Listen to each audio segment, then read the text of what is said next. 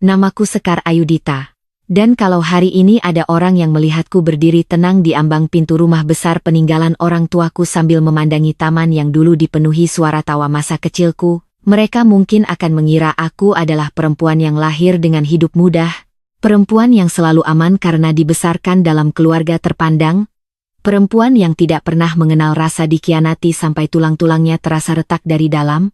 Padahal kenyataannya justru sebaliknya, karena aku pernah menjadi perempuan paling bodoh yang percaya bahwa darah keluarga, cinta pernikahan, dan persahabatan sejak kecil adalah 3 benteng yang tak mungkin runtuh, lalu dalam waktu yang tidak terlalu lama ketiganya roboh bersamaan, menghimpit dadaku, menyeret harga diriku ke tanah, dan hampir membuatku percaya bahwa hidupku selesai.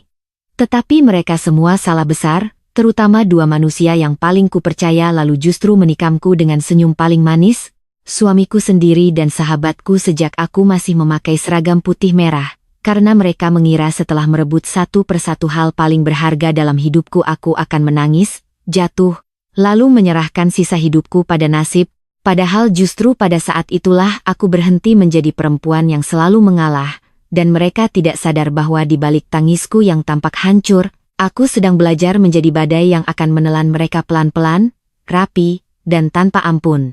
Aku lahir sebagai anak tunggal dari keluarga Adiwijaya, keluarga lama di Surabaya yang membangun kerajaan bisnis dari properti, distribusi bahan bangunan, dan beberapa investasi strategis yang dikelola ayahku dengan disiplin hampir militer dan ibuku dengan kehangatan yang membuat semua orang yang bekerja dengan kami merasa dihargai. Di mata orang luar, aku adalah putri tunggal yang beruntung, tumbuh di rumah besar, bersekolah di tempat terbaik, tidak pernah kekurangan apapun, dan memang secara materi itu benar.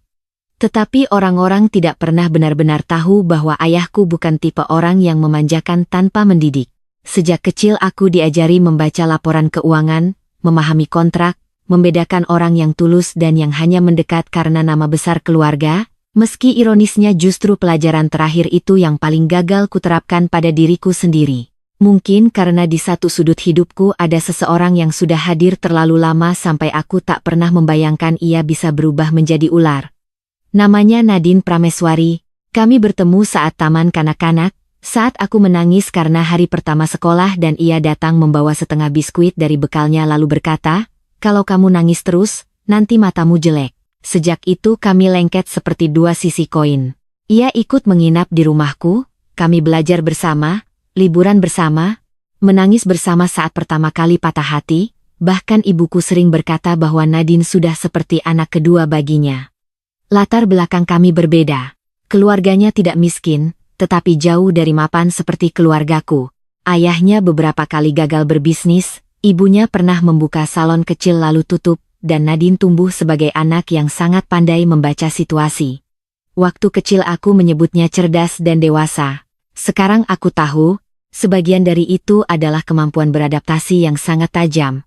Kemampuan untuk membuat orang merasa dirinya paling tulus, paling aman, paling pantas dipercaya.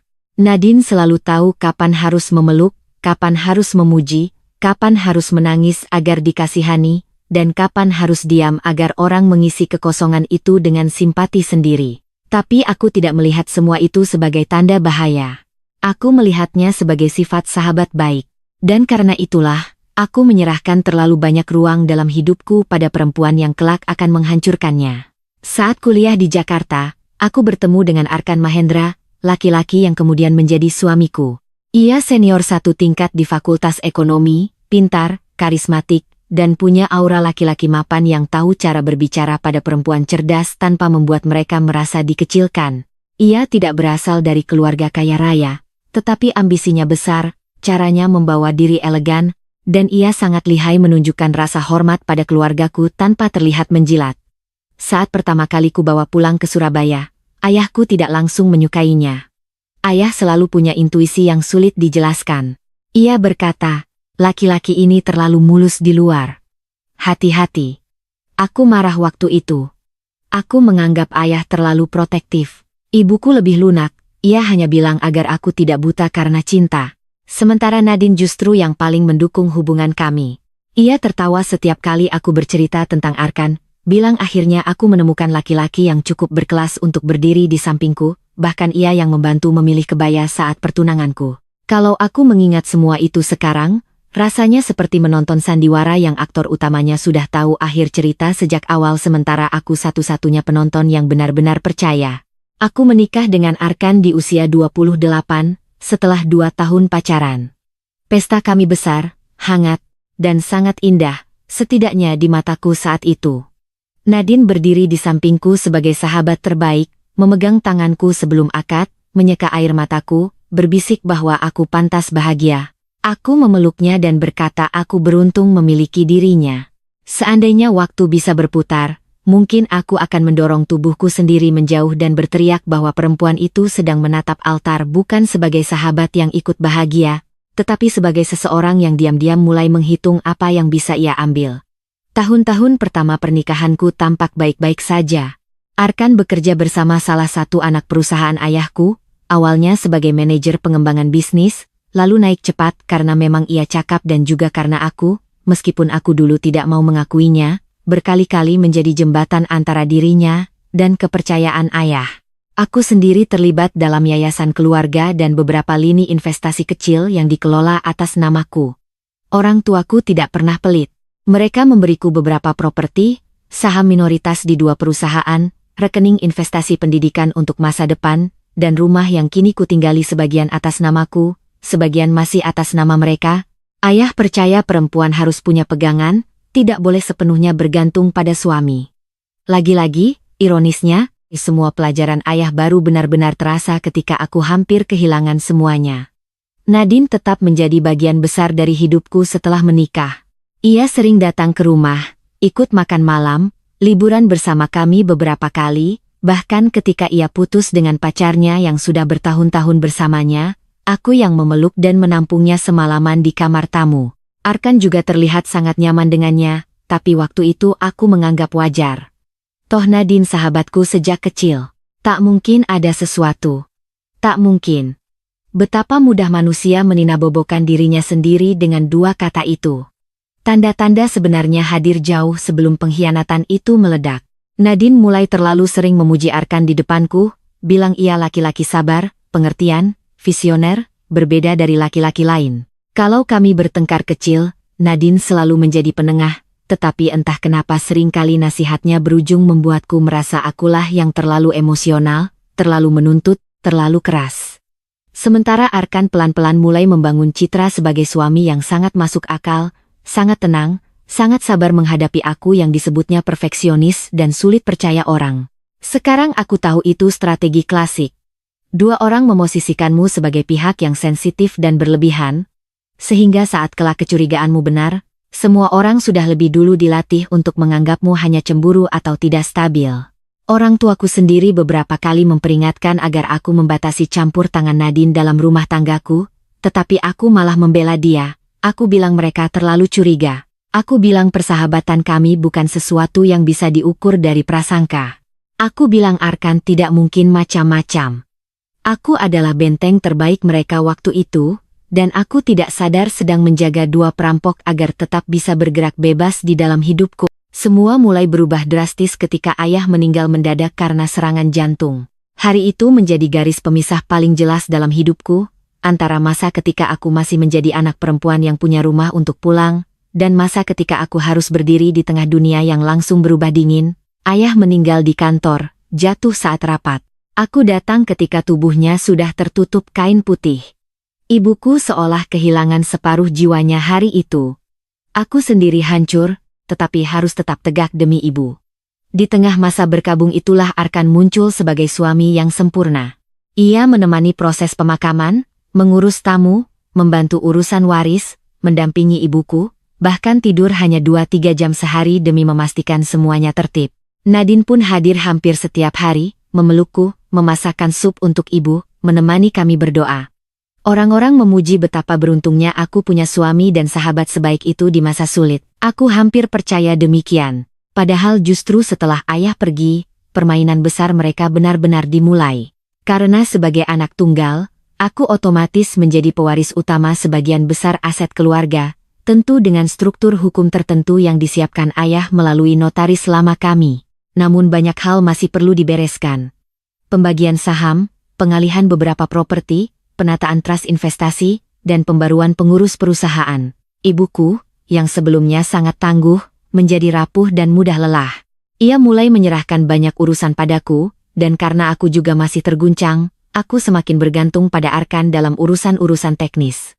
Disinilah celah itu dibuka. Arkan mulai menyarankan penggunaan firma hukum baru yang menurutnya lebih modern dan efisien. Nadine mendukung saran itu, bilang aku butuh tim yang lebih agresif agar aset keluarga tidak tercecer.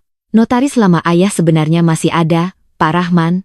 Lelaki tua yang sangat setia dan mengenal struktur keluarga kami luar dalam, tetapi Arkan beberapa kali menyebutnya terlalu lambat, terlalu kuno, terlalu terikat cara lama. Aku goyah. Dalam duka, manusia cenderung memilih orang yang terdengar yakin, dan Arkan sangat yakin. Maka beberapa dokumen mulai berpindah tangan, beberapa pengelolaan aset dialihkan sementara atas nama efisiensi, beberapa rekening investasi dipusatkan agar lebih mudah diawasi. Semuanya terdengar logis. Sangat logis. Pengkhianatan paling berbahaya memang jarang datang dalam bentuk kasar. Ia datang sebagai solusi. Ibuku sempat bertanya kenapa beberapa surat harus ditandatangani buru-buru, tapi Arkan menjelaskan panjang lebar dengan bahasa hukum yang rapi, dan Nadine yang entah sejak kapan mulai paham terlalu banyak tentang detail keuangan keluarga kami ikut meyakinkan ibu bahwa ini demi keamanan. Aku pun mengangguk. Aku sendiri tidak tahu kapan tepatnya hubungan mereka berubah dari kedekatan mencurigakan menjadi perselingkuhan sungguhan. Mungkin sudah dimulai jauh sebelumnya. Mungkin bahkan sebelum ayah meninggal. Yang jelas, setelah beberapa bulan, ada perubahan kecil yang seharusnya kutangkap. Nadine mulai lebih sering tampil terlalu rapi setiap datang ke rumah, parfum barunya sama dengan aroma yang pernah tertinggal di mobil Arkan, mereka punya candaan-candaan kecil yang kadang tidak aku pahami, dan beberapa kali saat aku masuk ruangan, percakapan mereka terputus sepersekian detik terlalu cepat. Aku pernah merasakannya, tetapi lagi-lagi, rasa percaya yang dibangun bertahun-tahun jauh lebih kuat daripada firasat yang baru menggeliat. Lalu ibu meninggal setahun setelah ayah. Kali ini karena stroke yang diikuti komplikasi. Aku tidak pernah benar-benar pulih dari kematian ayah ketika ibu juga pergi. Rasanya seperti kehilangan atap rumah dan pondasi sekaligus. Pada malam setelah pemakaman ibu, aku duduk sendirian di kamar orang tuaku, memeluk selendang beliau, dan Nadine datang memelukku dari belakang. "Sekarang kamu cuma punya kami," katanya lirih. Saat itu kalimat itu terasa menguatkan. Sekarang aku tahu itu adalah pernyataan kepemilikan. Setelah ibu meninggal, posisiku secara hukum menjadi lebih sentral, tapi juga lebih rentan. Semua aset keluarga secara bertahap berpindah pengelolaan padaku, dan karena aku sedang hancur serta sering tak mampu berpikir jernih, aku makin menyerahkan urusan teknis pada Arkan. Ia mengatakan beban ini terlalu besar kalau kupikul sendiri. Ia bilang kami suami istri, tidak ada milikmu dan milikku. Ia bilang sebagai kepala keluarga, wajar kalau beberapa akses dan kewenangan ia pegang agar roda bisnis tetap jalan. Nadine juga terus ada di sampingku, menjadi tempat curhat, tempat menangis, tempat bertanya. Bahkan ketika aku mulai merasa rumah terlalu sepi setelah kedua orang tuaku pergi, justru Nadine yang paling rajin datang. Ia sering menginap, bilang tak tega membiarkanku sendirian kalau Arkan dinas luar kota. Padahal mungkin justru itulah saat-saat mereka paling bebas mengatur langkah. 2 tahun setelah ibu meninggal, pukulan berikutnya datang, aku mengalami keguguran. Kehamilan itu sangat kuinginkan, mungkin karena setelah kehilangan orang tua aku haus pada sesuatu yang bisa kupegang sebagai harapan baru. Arkan tampak terpukul, Nadine menjadi pendampingku di rumah sakit, dan aku tenggelam lagi dalam duka. Belakangan aku baru menyadari bahwa masa setelah keguguran itulah, saat kondisi mentalku paling lemah. Aku minum obat tidur, sering kosong, sering menandatangani berkas tanpa membaca detail karena percaya Arkan mengurus semuanya. Di tengah kekacauan itu, beberapa aset strategis keluarga ternyata mulai berpindah, bukan secara kasar, tapi lewat skema yang cerdas, penggabungan perusahaan, pengalihan hak pengelolaan, penjaminan silang, hingga pendirian entitas baru yang direksi atau komisarisnya terkait dengan orang-orang Arkan. Aku tidak melihat semua itu waktu itu. Atau mungkin aku tidak mau melihat, sampai akhirnya kebohongan besar itu terbuka dari sesuatu yang seharusnya sederhana, sebuah anting. Suatu sore Nadine datang ke rumah memakai anting berlian model bunga kecil. Aku mengenal anting itu, sangat mengenalnya. Karena itu adalah anting warisan ibuku yang hilang beberapa minggu sebelumnya dari kotak perhiasan di kamar atas. Waktu ku pergoki, aku sempat membeku. "Antingmu bagus," kataku datar. Nadine tersenyum dan menyentuh telinganya dengan manis. "Oh, ini hadiah dari seseorang," katanya. Dadaku mencelos. "Seseorang?" tanyaku. Ia tertawa kecil, seolah sedang malu-malu. "Nanti juga kamu tahu." Saat itulah pertama kali aku benar-benar curiga bukan hanya pada perselingkuhan, tetapi pada sesuatu yang lebih besar. Malam itu aku membuka ulang inventaris perhiasan ibu. Aku menunggu Arkan pulang dan bertanya pelan apakah ia pernah melihat anting ibu.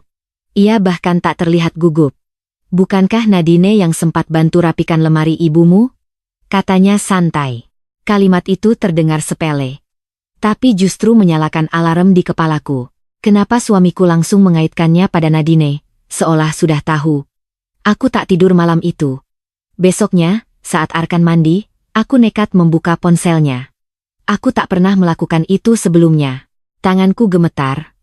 Bukan hanya karena takut ketahuan, tapi karena sebagian diriku masih berharap tak menemukan apapun. Namun harapan itu mati dalam hitungan detik. Di aplikasi pesan yang tersembunyi, ada percakapan dengan nama samaran, tetapi isinya tak mungkin milik orang lain selain Nadine. Pesan-pesan mereka membuat perutku seperti dipelintir.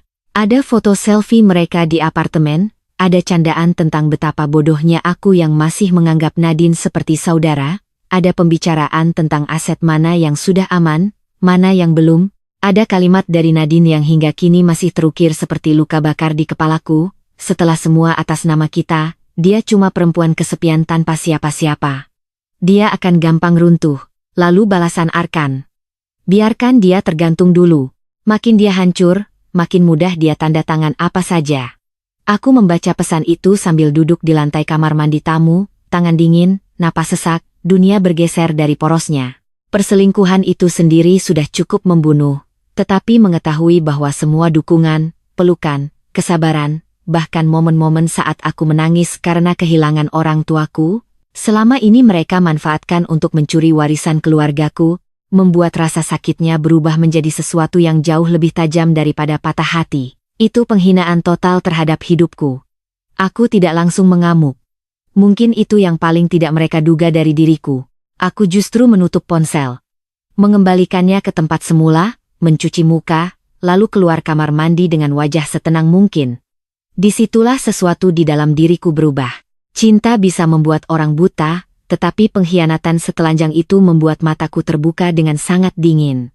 Aku sadar kalau aku meledak saat itu juga, mereka akan segera menutup semua jejak, memutar narasi bahwa aku istri cemburu yang tidak stabil karena trauma kehilangan orang tua dan keguguran, lalu aku akan kalah. Tidak. Aku tidak akan memberi mereka kemenangan semurah itu. Maka aku mulai bermain. Hari-hari setelah penemuan itu adalah hari-hari paling mengerikan sekaligus paling membentuk hidupku. Setiap pagi aku bangun di samping Arkan yang memelukku seperti suami penyayang, sementara aku sudah tahu tangan itu juga menyentuh perempuan yang kupanggil sahabat. Setiap siang aku menyambut Nadine di rumah dengan senyum tipis, menuang teh untuknya, dan mendengarkan ia pura-pura peduli pada keadaanku, sementara aku tahu ia memakai anting ibuku sebagai trofi. Aku ingin muntah berkali-kali. Tapi aku menahannya. Sebab untuk pertama kali, aku mengerti bahwa menang tidak selalu tentang berteriak paling keras. Kadang menang adalah tentang diam cukup lama sampai kau tahu titik lemah lawan. Langkah pertamaku adalah kembali menghubungi Pak Rahman, notaris lama ayah. Aku datang ke kantornya tanpa memberitahu siapapun, pura-pura sedang mengurus kenang-kenangan keluarga. Begitu melihatku, lelaki tua itu tampak lega sekaligus khawatir. Tanpa banyak basa-basi, ia berkata, "Akhirnya kamu datang juga. Saya sudah lama menunggu kamu sadar ada sesuatu yang tidak beres." Kalimat itu membuat leherku panas, ternyata ia sudah curiga sejak lama. Ia menunjukkan bahwa beberapa dokumen penting yang dulu ditandatangani setelah ayah meninggal tidak pernah melewati kantornya, padahal menurut struktur waris keluarga kami seharusnya semua perubahan mayoritas saham dan peralihan pengelolaan aset utama harus melalui verifikasi tertentu. Ia tidak bisa mengakses semuanya karena Arkan memang membawa firma hukum baru, tetapi dari potongan informasi yang sampai padanya, Pak Rahman yakin ada skema yang sengaja dibuat untuk mengencerkan kendaliku sedikit demi sedikit. Ayahmu dulu sangat detail, katanya sambil membuka map tua. Dia menyiapkan lapisan pengaman kalau suatu saat kamu menikah dengan orang yang salah atau berada dalam tekanan. Tapi lapisan itu cuma bekerja kalau kamu sendiri sadar dan bergerak. Lalu ia menyerahkan salinan akta dan surat wasiat yang membuat napasku tertahan. Ternyata ada klausul rahasia yang tidak pernah dibicarakan secara terbuka oleh ayah, mungkin karena ia ingin menjelaskannya nanti ketika waktu tepat, tetapi keburu meninggal. Dalam struktur aset keluarga, ada trust perlindungan yang secara otomatis bisa mengembalikan kendali penuh beberapa properti inti, sebagian saham, dan rekening investasi tertentu padaku seorang diri jika terbukti ada upaya manipulasi, penipuan dalam pernikahan, atau pengalihan tanpa persetujuan yang sah. Klausul itu membutuhkan bukti dan tindakan hukum cepat, tetapi ia ada. Dan lebih penting lagi, Arkan tampaknya tidak tahu detail klausul itu karena selama ini ia menghindari Pak Rahman dan memilih jalur hukum lain. Saat membaca itu, tanganku gemetar. Bukan karena lega semata, tetapi karena untuk pertama kali sejak menemukan pengkhianatan mereka aku melihat celah untuk membalik papan permainan.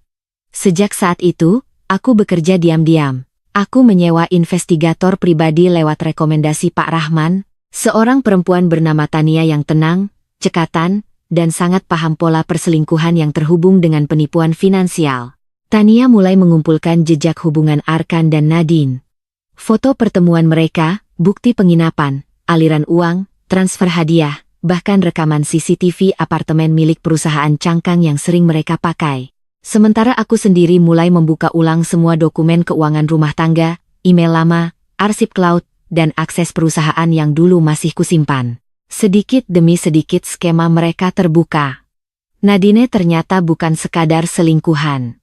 Ia juga menjadi nomine tersembunyi untuk 2 properti yang dulunya terkait investasi keluargaku. Ada rekening atas nama usaha kecil miliknya yang dipakai menampung dana-dana keluar. Ada surat kuasa yang ditandatangani secara digital dengan alasan administratif yang isinya jauh lebih luas dari yang pernah dijelaskan padaku. Bahkan beberapa lukisan dan barang antik dari rumah orang tuaku sudah diam-diam dipindah ke gudang yang dikelola pihak ketiga. Aku ingin menghancurkan sesuatu setiap kali menemukan bukti baru, tetapi aku memilih menyimpannya rapi. Aku tahu satu pukulan besar akan jauh lebih menghancurkan daripada serangkaian ledakan kecil. Sementara itu, di depan mereka aku terus berperan. Aku berpura-pura masih rapuh, masih bergantung, bahkan sesekali sengaja menangis di depan Arkan tentang betapa sepinya hidup setelah orang tuaku tiada. Ia memelukku dan mengusap rambutku sambil berkata aku tidak sendiri. Aku hampir tertawa setiap kali itu terjadi. Nadine pun makin berani. Ia mulai lebih sering datang saat Arkan di rumah, mulai memakai barang-barang yang terlalu familiar bagiku, mulai menyelipkan ucapan-ucapan yang hanya bisa kupahami sekarang sebagai ejekan terselubung. Kamu harus belajar relakan masa lalu, Sekar, katanya suatu hari sambil menatap lemari pajangan ibuku. Kadang orang yang terlalu terikat justru gampang kehilangan semuanya. Ia tersenyum saat mengatakan itu, aku membalas dengan senyum lebih tipis. Benar, jawabku. Kadang orang juga terlalu percaya diri sampai tidak sadar sedang berdiri di tepi jurang. Nadine tertawa. Mungkin mengira aku hanya sedang puitis. Ia tidak tahu aku sudah melihat dasar jurang itu, dan aku sedang menggali sedikit lagi agar ia jatuh lebih dalam. Bagian tersulit dari semua ini justru datang dari dalam diriku sendiri. Ada malam-malam ketika aku memandangi Arkan tidur dan bertanya bagaimana mungkin manusia bisa memalsukan cinta sedetail itu. Ada pagi-pagi saat aku melihat foto masa kecilku bersama Nadine di album lama lalu merasa seolah seluruh kenangan kami ikut tercemar. Apakah ia pernah benar-benar menjadi sahabatku? Ataukah sejak dulu ia hanya dekat karena tertarik pada dunia yang bisa kubukakan baginya? Pertanyaan itu menyakitkan karena tidak punya jawaban tunggal. Mungkin ia pernah tulus dalam beberapa bagian hidup kami. Lalu iri tumbuh. Lalu ambisi dan keinginan mengambil alih menggerogoti semuanya. Mungkin Arkan juga pernah mencintaiku dengan caranya sendiri. Lalu keserakahan dan kesempatan membuatnya memilih jalan yang kotor. Tapi pada akhirnya, motif tidak mengubah hasil. Mereka tetap mengkhianatiku. Mereka tetap mencuri. Mereka tetap mengira aku bisa dijadikan janda hidup atas nama warisan orang tuaku sendiri. Saat semua bukti sudah cukup kuat, aku mulai menyusun tahap berikutnya. Pertama, melalui Pak Rahman dan pengacara baru yang sangat tegas bernama Lestari, aku mengaktifkan proses pembekuan diam-diam terhadap beberapa aset inti keluarga dengan alasan audit waris lanjutan. Karena klausul trust ayah, proses ini bisa berjalan tanpa perlu pemberitahuan rinci ke Arkan selama syarat awal dipenuhi. Kedua, kami menyiapkan gugatan perdata untuk penggelapan dan pemindahan aset, sekaligus laporan pidana untuk penipuan dokumen jika diperlukan. Ketiga, aku memindahkan sebagian dana likuid yang masih bisa kuakses ke rekening aman di bawah pengawasan hukum. Keempat, yang paling memuaskan bagiku, aku membiarkan Arkan dan Nadine percaya bahwa rencana mereka hampir selesai. Bahkan aku sengaja mengatakan pada Arkan bahwa aku ingin menyederhanakan hidup dan mungkin menjual salah satu villa keluarga yang selama ini jadi target utama mereka. Matanya langsung berbinar dengan cara yang sangat kecil tapi tak luput dari pengamatanku.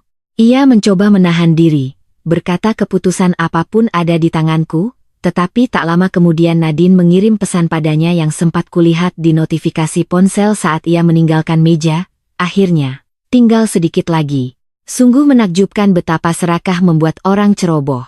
Panggung kehancuran mereka mulai kubangun tepat pada saat yang mereka pikir sebagai puncak kemenangan. Arkan dan Nadine ternyata berencana meresmikan hubungan mereka secara terbuka setelah semua urusan aset yang mereka incar aman. Mungkin mereka mengira aku terlalu hancur untuk melawan, atau terlalu malu untuk membuka aib sendiri. Mereka tak tahu bahwa aku justru sedang menunggu momen terbaik, momen ketika semua orang penting yang selama ini tertipu oleh citra mereka bisa melihat wajah asli mereka sekaligus. Kesempatan itu datang dari acara ulang tahun perusahaan keluarga yang ke-40, sebuah gala besar yang setiap tahun dihadiri partner bisnis, keluarga besar, pejabat lokal, dan teman-teman lama orang tuaku. Tahun itu, untuk pertama kalinya setelah ayah dan ibu meninggal, aku secara resmi menjadi wajah utama keluarga di acara tersebut. Arkan yang mengusulkan agar acara dibuat meriah sebagai simbol transisi generasi. Tentu saja, baginya ini juga panggung ideal untuk mengukuhkan posisinya di mata publik. Nadine bahkan turut membantu konsep acara lewat kenalannya di event organizer. Aku menerima semua itu dengan tenang. Biarkan mereka merasa memegang kendali. Menjelang acara, Tania memberiku bukti pamungkas. Rekaman video Arkan dan Nadine di apartemen, jelas bertanggal jauh sebelum ibuku meninggal, artinya perselingkuhan mereka berlangsung bahkan ketika aku masih sibuk merawat ibu yang sakit. Ada juga rekaman percakapan suara hasil recovery dari ponsel lama Nadine yang dibuang lalu dijual ke pihak ketiga sebelum berhasil dilacak Tania, berisi pembicaraan mereka tentang cara membuatku sepenuhnya tergantung, agar mudah memindahkan aset. Salah satu kalimat Nadine di rekaman itu membuat darahku dingin namun juga memberiku kekuatan. Dia cuma kuat karena masih merasa punya rumah. Begitu semuanya beralih, dia akan jadi perempuan kosong. Aku memutar rekaman itu berkali-kali sampai rasa sakitnya berubah menjadi baja. Baik, kalau itu yang mereka pikirkan tentangku, aku akan tunjukkan seperti apa perempuan kosong yang justru tak lagi punya apapun untuk ditakuti. Malam gala itu tiba dengan megah. Ballroom hotel dipenuhi bunga putih, lampu kristal, layar LED besar yang menampilkan perjalanan perusahaan dari masa ayahku hingga kini. Aku mengenakan gaun hitam elegan yang dulu dipilih ibuku untukku sebelum ia meninggal, gaun yang belum pernah sempat kupakai. Ketika menatap cermin sebelum berangkat, aku hampir tak mengenali diriku sendiri, wajahku lebih tajam, mata lebih dingin, tetapi ada keteguhan yang tak pernah ada di perempuan yang dulu percaya cinta cukup untuk menyelamatkan segalanya. Arkan datang mendekat dari belakang, tampan dalam tuxedo, merapikan kalung di leherku dan berkata, "Kamu cantik sekali malam ini." Aku menatap bayangannya di cermin lalu menjawab, "Malam ini memang akan jadi malam yang tak terlupakan." Ia tersenyum, tak tahu betapa benar kalimat itu. Di ballroom, Nadine hadir mengenakan gaun merah marun yang terlalu mencolok untuk sekadar sahabat keluarga, tetapi masih cukup sopan untuk tak memancing gosip terbuka. Ia memelukku, memuji penampilanku, lalu menatap sekeliling dengan sorot puas yang tak bisa ia sembunyikan. Mungkin ia sudah membayangkan setelah ini tinggal menunggu sedikit waktu untuk menjadi perempuan resmi di sisiku, atau lebih tepatnya di posisi yang ia incar dariku. Tamu-tamu penting berdatangan.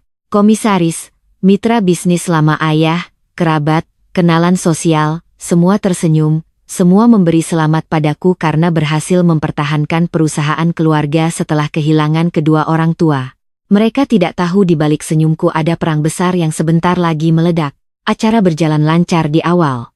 Sambutan pembuka, video perjalanan perusahaan, testimoni klien, musik lembut, makan malam, semuanya sesuai rencana. Arkan bahkan memberikan pidato manis tentang warisan, kepercayaan, dan keluarga, menyebut ayah serta ibuku sebagai teladan integritas. Aku berdiri di samping panggung sambil tersenyum tipis, mendengarkan kebohongan keluar dari mulutnya sehalus sutra. Saat ia selesai, tepuk tangan bergema. Lalu tibalah giliranku. Aku berjalan ke panggung perlahan dengan mikrofon di tangan. Jantungku berdetak keras, tetapi langkahku stabil.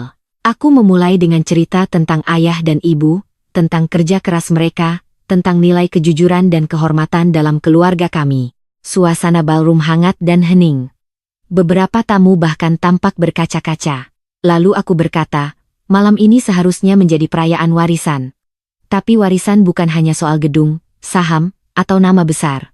Warisan juga soal mengetahui siapa yang pantas dipercaya dan siapa yang mengkhianati darah yang memberinya tempat.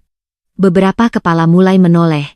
Arkan yang berdiri di sisi panggung masih tampak tenang, mungkin mengira aku sedang bicara umum. Namun saat aku memberi isyarat kecil ke tim audiovisual yang sudah berada di pihakku sejak awal, layar besar di belakangku berubah. Bukan lagi logo perusahaan, melainkan foto masa kecilku bersama Nadine, disusul foto pernikahanku dengan Arkan. Lalu teks besar muncul. Inilah pengkhianatan yang hampir merampas warisan keluarga saya. Ballroom langsung sunyi seperti ditelan lubang hitam. Arkan membeku, Nadine yang berdiri dekat meja tengah langsung pucat. Video mulai berjalan. Tampil bukti-bukti perselingkuhan mereka. Foto di apartemen, rekaman masuk hotel, pesan-pesan mesra bertanggal saat aku masih menjadi istri sah dan saat ibuku masih sakit di rumah. Terdengar desis kaget dari berbagai sudut ruangan. Lalu video berlanjut pada bagian yang lebih menghancurkan. Diagram alur pengalihan aset, nama-nama perusahaan cangkang, transfer ke rekening usaha milik Nadine, dokumen digital yang memperlihatkan bagaimana beberapa properti keluarga nyaris berpindah tanpa persetujuan yang sah, dan potongan pesan mereka yang menertawakanku sebagai perempuan kesepian yang akan mudah dimanipulasi. Aku mendengar seseorang menjatuhkan gelas. Aku melihat salah satu partner lama ayah berdiri dari kursinya dengan wajah marah. Tetapi aku belum selesai. Bagian terakhir menampilkan rekaman suara Nadine.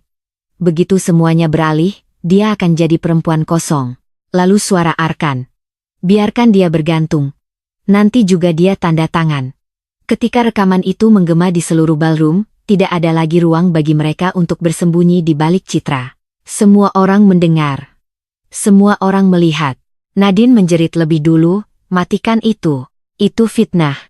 Arkan bergerak cepat ke arah teknisi, tapi tim keamanan hotel yang sudah dikoordinasikan pengacaraku menahannya dengan sopan namun tegas. Aku berdiri di tengah panggung, menatap mereka tanpa air mata.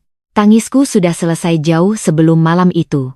Fitnah, kataku ke mikrofon, suaraku dingin dan jelas. Apakah pesan-pesan itu bukan dari kalian? Apakah dokumen pengalihan aset ini tidak ada?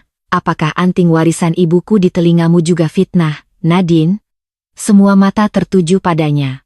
Secara refleks ia menyentuh telinganya, lalu sadar terlalu terlambat. Arkan mencoba merebut mikrofon. Sekar, kamu tidak sehat. Kamu salah paham. Kalimat itu membuatku hampir tersenyum.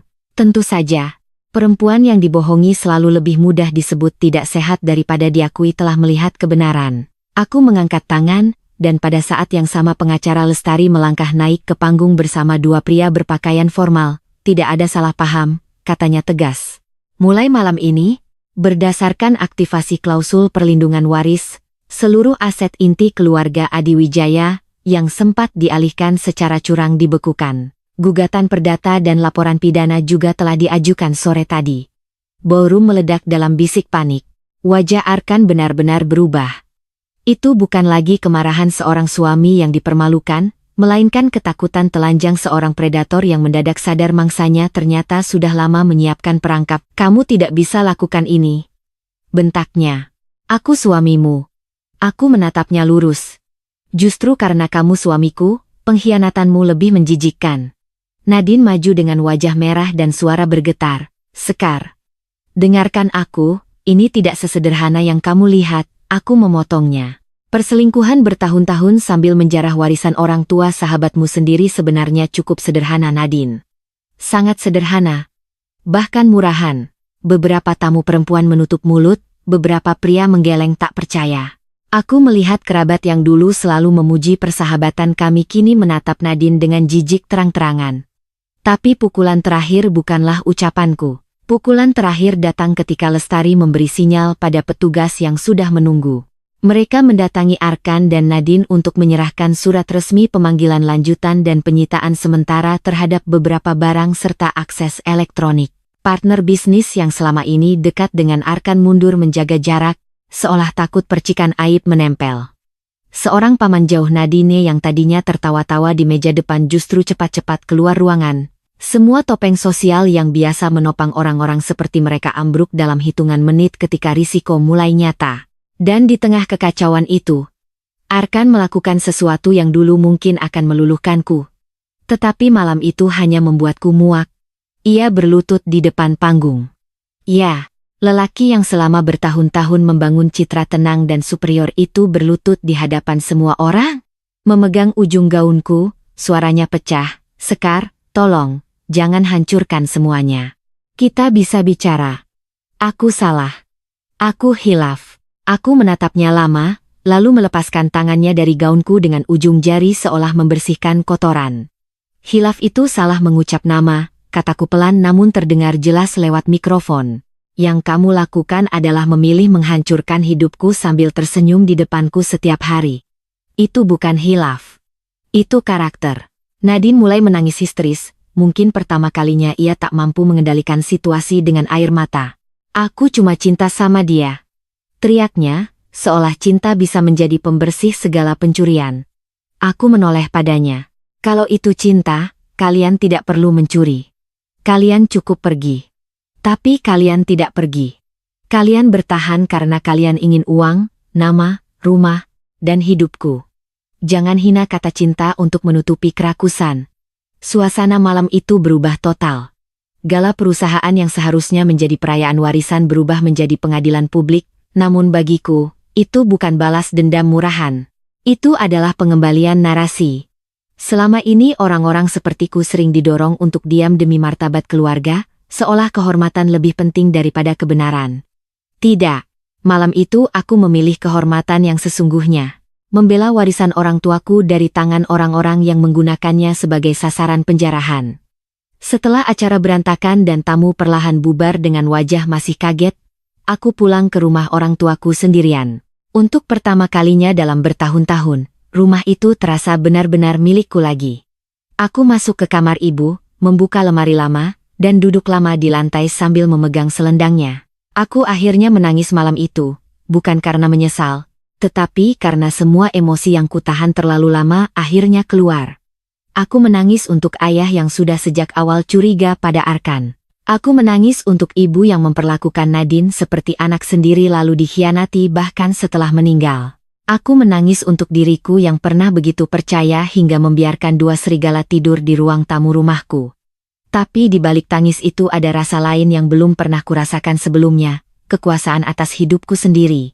Bukan kekuasaan dalam arti harta semata, melainkan kekuasaan untuk mengatakan cukup dan benar-benar menindak orang yang melewati batas. Proses setelah malam gala tidak singkat, Arkan dan Nadine melawan habis-habisan.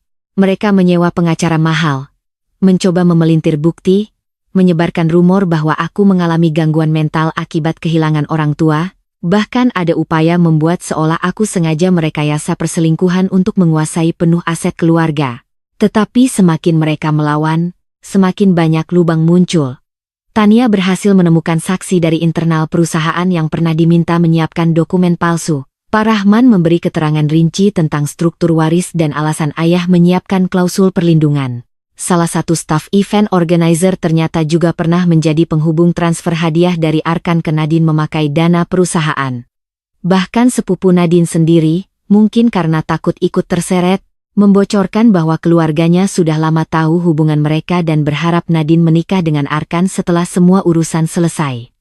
Jadi ya, perselingkuhan itu bukan hanya pengkhianatan dua orang, dalam derajat tertentu, itu juga didiamkan oleh orang-orang yang menikmati kemungkinan keuntungan dari kedekatan mereka dengan kekayaan keluargaku. Tidak mengherankan, ketika uang beredar, banyak orang mendadak tuli pada moral. Perceraian kami berjalan panas. Arkan awalnya menolak, memohon, mengancam, lalu mencoba tampil sebagai suami tersesat yang masih mencintai istrinya. Aku tidak bergeming. Di persidangan, wajahnya beberapa kali terlihat letih dan rapuh, tetapi aku tahu itu bukan penderitaan karena kehilangan cinta. Itu penderitaan karena kehilangan akses.